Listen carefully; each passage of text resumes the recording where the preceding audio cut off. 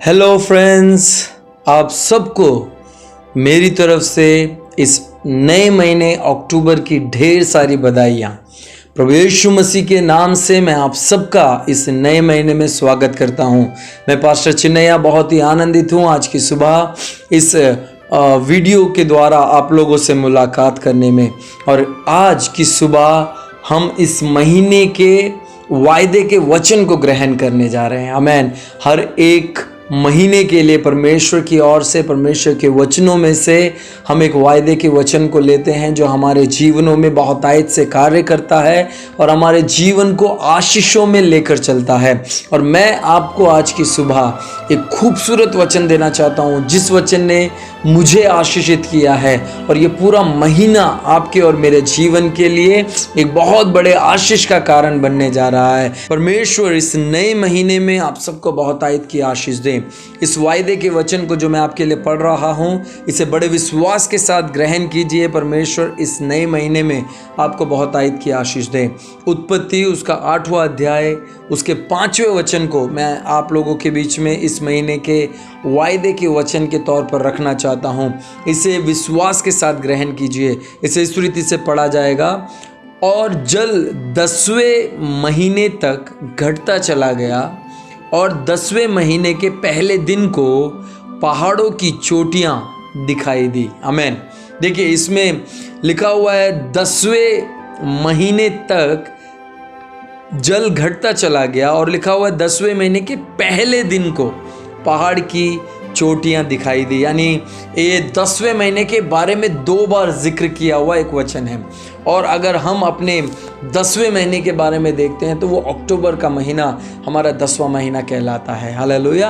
और यहाँ पर जो कहानी चल रही है वो नूह के जहाज के बारे में कहानी चल रही है। एक बड़ी सी कहानी को मैं बड़े संक्षिप्त में आप तक पहुँचाना चाहता हूँ, क्योंकि बहुत ही वायदे के वचन के तौर पर जैसे हम इसमें मनन कर रहे हैं, इसकी आशीषों को हम अपने जीवन में इस महीने में लेने पाएँ। परमेश्वर ने देखा मनुष्य के बीच में पाप काफ़ी ज़्यादा बढ़ गया है। हर एक इंसान अपनी इच्छा के अनुसार चल रहा है, हर एक इंसान अपनी बुराइयों में चल रहा है, हर एक इंसान अपनी ही विचारों को तवज्जो देते हुए अपनी जिंदगियों को आगे बढ़ा रहे हैं। तब परमेश्वर ने नूह से कहा कि मुझे मनुष्यों के नाश के बारे में विचार आया है, और पूरे पृथ्वी पर 40 दिन और 40 रात की वर्षा होगी, और जो पूरी दुनिया इससे तबाह होने वाली है। इसीलिए जो कोई भी मुझ पर विश्वास करके जहाज में आता है वो बचाया जाएगा। आमीन। तो नूह ने अपनी पत्नी, अपने 3 बच्चों को, उनकी 3 बहुओं को, सबको बताया। उन्होंने इस बात पर विश्वास किया। उस जहाज को उन्होंने बनाया, और उस जहाज में परमेश्वर की आज्ञा के अनुसार हर एक जीव जंतु के एक एक जोड़े को नर और मादा करके एक एक जोड़े को उस जहाज में रखा गया। और उस जहाज को क्या किया गया, परमेश्वर के जो वो दिन था जिस दिन वर्षा प्रारंभ होने वाली थी, उस दिन परमेश्वर ने उसके दरवाजे को बंद कर दिया। आमीन। और लिखा है कि बारिश हुई और पूरी दुनिया 40 दिन 40 रात बारिश हुई और पूरी की पूरी दुनिया उसमें डूब गई। मैं आपको क्या बताना चाहता हूँ मेरे प्रिय लोगों, उस दिन से पहले बारिश का कभी नामो निशान मनुष्य जाति ने नहीं सुना था, लेकिन नूह ने एक अनदेखी बात पर विश्वास किया। परमेश्वर की बताई हुई बहुत सारी बातें हमें कभी कभार समझ में नहीं आती, कभी कभार हमें उसका कोई भी अंदाज़ा नहीं होता, लेकिन वो परमेश्वर की बातें हैं, प्रभु यीशु की बातें हैं। इसीलिए आपको और मुझे उस पर क्या करना है, भरोसा करना है। इस नए महीने में परमेश्वर आपके जीवन के लिए एक सुरक्षा का जहाज बनाने जा रहे हैं। विश्वास करने वाले हालेलुया बोलेंगे। आमीन। हालेलुया। परमेश्वर आपसे बेहद प्रेम करते हैं मेरे प्रिय लोगों। वो आपके और आपके परिवार की सुरक्षा का पूरा ध्यान रखते हैं। वो आपके और आपके परिवार का पूरा ध्यान रखते हैं। लिखा हुआ है जैसे हमने इस वायदे के वचन को पढ़ा, उसके एक्सप्लेनेशन से पहले मैं आपको एक पूरी कहानी बता देता हूँ, क्योंकि उसका अंत ही है जो वचन हमने पढ़ा है। और वहाँ पर होता क्या है, तो ये लोग काफ़ी दिनों तक उस जहाज में रहे, काफ़ी लंबा समय तक उन्होंने उस जहाज में क्या किया, अपने जीवन को बिताया। 7वें अध्याय का 17 से लेकर आगे बढ़ता हूँ, आपको पता चलेगा कि कितने दिन वो उस जहाज में रहे। लिखा हुआ है, पृथ्वी पर 40 दिन तक जल प्रलय होता रहा और पानी बहुत बढ़ता ही गया, जिससे जहाज ऊपर को उठने लगा और वह पृथ्वी पर से ऊंचा उठ गया। उत्पत्ति उसके 7वें अध्याय के 24वें वचन के अनुसार हम देख सकते हैं, जल पृथ्वी पर 150 दिन तक प्रबल रहा। यानी बारिशें हुई और ये जहाज ऊपर उठ गया। जितनों में श्वास थी, उसमें लिखा हुआ है सबके सब मर गए। सारे जीव जंतु और सारे मनुष्य जितने पृथ्वी के ऊपर थे सब मर गए। अब जब ये जहाज आगे बढ़ रहा है, 8वें अध्याय में देखते हैं, जल प्रलय का अंत होने को जब होता है तो क्या होता है। मैं 8:1 से आपके लिए पढ़ता हूँ। परमेश्वर ने नूह और जितने बनेलू पशु और घरेलू पशु उसके संग जहाज में थे उन सबों की सुधि ली, और परमेश्वर ने पृथ्वी पर पवन बहाई और जल घटने लगा, और गहरे समुद्र के सोते और आकाश के झरोके बंद हो गए, और उससे जो वर्षा होती थी वह भी रुक गई। और 150 दिन के पश्चात जल पृथ्वी पर से लगातार घटने लगा। 7वें महीने के 70वें दिन को जहाज अरारत नामक पहाड़ पर टिक गया। जल 10वें महीने तक घटता चला गया, और 10वें महीने के पहले दिन को पहाड़ों की चोटियां दिखाई दी। आमीन। देखिए यहाँ पर लिखा हुआ है कि जब परमेश्वर ने वापस उनको, उस जहाज को पृथ्वी पर उन लोगों को जो बंद थे उन्हें बाहर निकालने का विचार किया, उस समय में लिखा हुआ है कि 10वें महीने के पहले दिन में उनको पहली बार कई दिनों के बाद उन्हें चोटी दिखाई दी। मैं आपको क्या बताना चाहता हूँ, इतने दिनों से लॉकडाउन चल रहा है, इतने दिनों से परेशानियां चल रही, इतने दिनों से कष्टकाल चल रहा है। अब परमेश्वर आपको वो पर्वतों की चोटी दिखा रहे हैं। हालेलुया। अब परमेश्वर का वचन कहता है पहाड़ों की चोटियां उनको क्या हुई, 10वें महीने के पहले दिन को उन्हें देखने को मिली। और भजन संहिता उसके 121वें अध्याय को मैं आपके लिए अगर पढ़ूं तो लिखा हुआ है, मैं अपनी आंखें पर्वतों की ओर लगाऊंगा, मुझे सहायता कहाँ से मिलेगी? Question mark. दूसरा वचन में उसका जवाब लिखते हुए भजनकार दाऊद कहते हैं, मुझे सहायता यहोवा की ओर से मिलती है जो आकाश और पृथ्वी का करता है। आमीन। वह तेरे पांव टलने ना देगा, तेरा रक्षक कभी ना ऊँगेगा। सुन, इस्राएल का रक्षक ना ऊँगेगा और ना सोएगा। यहोवा तेरा रक्षक है, यहोवा तेरी दाहिनी और तेरी आड़ है। ना तो दिन को धूप से और ना रात को चांदनी से तेरी कुछ हानि होगी। यहोवा सारी विपत्ति से तेरी रक्षा करेगा, वह तेरे प्राण की रक्षा करेगा। यहोवा तेरे आने जाने में तेरी रक्षा अब से लेकर सदा तक करता रहेगा। आमीन। बोलिए हालेलुया।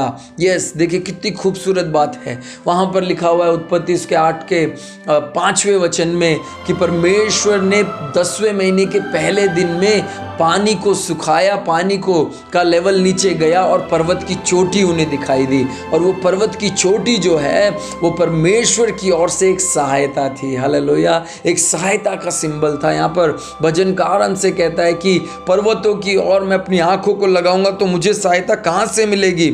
मुझे सहायता यहोवा की ओर से मिलती है जो आकाश और पृथ्वी का करता है। आमीन। हालेलुया। जो वचन आपने और मैंने इस सुबह के समय एक वायदे के वचन के तौर पर ग्रहण किया है, प्रभु उसके द्वारा आपको और मुझे आशीष करें। भजन संहिता 121 पूरी रीति से आशीषों से भरा हुआ है। अगर मैं उसका एक्सप्लेनेशन देने लगूं तो बहुत एक अधिक समय उसके लिए लगेगा, लेकिन मैं आपको उत्साहित करना चाहता हूं कि परमेश्वर आपके लिए सहायक बनकर इस महीने खड़ा है। हालेलुया। वो पर्वत की चोटी जो आपको दिखाई गई है, मुझे दिखाई गई है, वो एक आशा का प्रतीक है कि हम अपनी ज़िंदगी को नॉर्मल वे में इस पृथ्वी पर प्रारंभ कर पाएंगे। एक कोरोना वायरस का एक ऐसा समय, एक ऐसा महामारी का माहौल था पूरे देश में कि चारों तरफ केवल मौत की खबरें आ रही थी, लेकिन अब परमेश्वर आपको आशा की चोटी दिखा रहे हैं, उस पर्वत की चोटी दिखा रहे हैं। और परमेश्वर कह रहे हैं कि वह तेरे पाँव को टलने ना देगा, तेरा रक्षक कभी ना ऊँगेगा।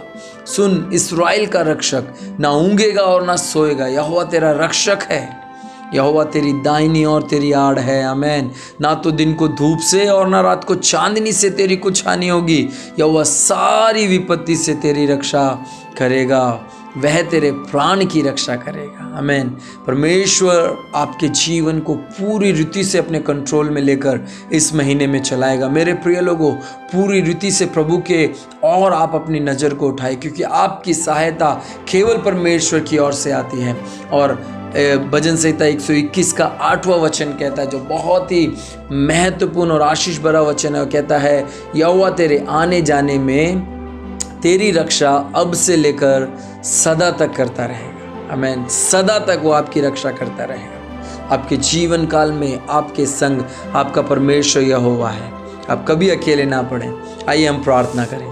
हमारे स्वर्गीय आसमानी जिंदा खुदावंद प्रभु यीशु मसीह, हम दुआ करते हैं इस 10वें महीने के पहले दिन में परमेश्वर, जैसे आपने नूह के पूरे परिवार को परमेश्वर पहाड़ों की चोटी दिखाकर उन्हें एक आशा का संदेश दिया कि उनका आने वाला समय अच्छा होने वाला है, उसी प्रकार परमेश्वर आज की सुबह आपने इस वादे के वचन के द्वारा हमें ब्लेस किया है कि आप हमारे पर्वत हैं, आप हमारी चट्टान हैं, आप हमारे रक्षक हैं, आप हमारे सहायकों में हैं।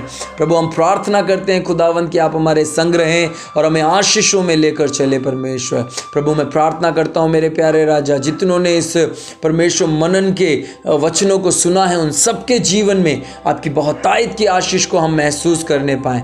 धन्यवाद आपके परमेश्वर प्रेम के लिए। अभी तक हमको संभाला है आपने, आगे भी आप हमारी अगुवाई करेंगे, हमारा भरोसा है।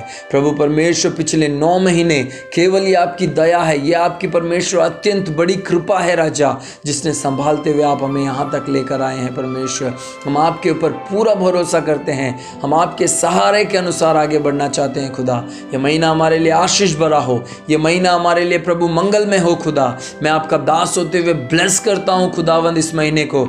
जितने भी लोग इस परमेश्वर वचन को सुन रहे हैं, उनके जीवन में ये महीना आशीषों भरा होने पाए। परमेश्वर यीशु नासरी आप ऐसा ही करने जा रहे हैं, इसके लिए धन्यवाद। सारा आदर महिमा सम्मान आपको देते हुए प्रार्थना यीशु के नाम से मांगते हैं। आमेन आमेन आमेन।